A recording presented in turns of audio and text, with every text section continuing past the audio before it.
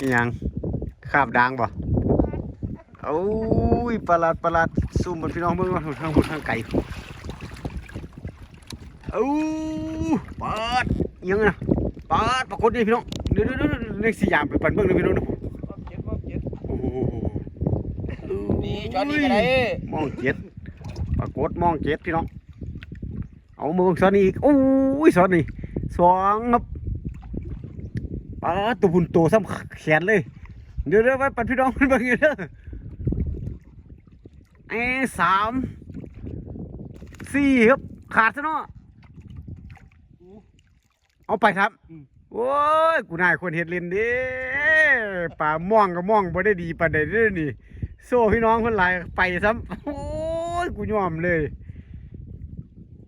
โอ้ย เพราะว่ามันดีเนี่ยสิมาหูกันอยู่ ป้าสี่ตัวเลี้ยงครับปรากฏ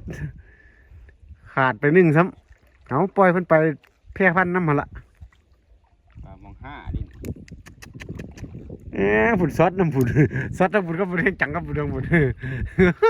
ตัวซ้ำแขนเลยปรากฏ ลุ้นที่ระลึก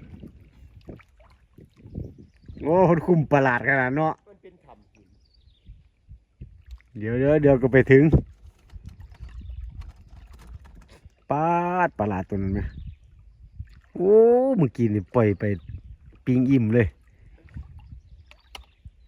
หาเสียบแต่นอกมันสนเข้าไว้เนาะ พับไว้หั่นละยิกหัวมันนะยิกหัวมันตายไหม โอ้ยมันเป็นยังไงตัวใหญ่จัด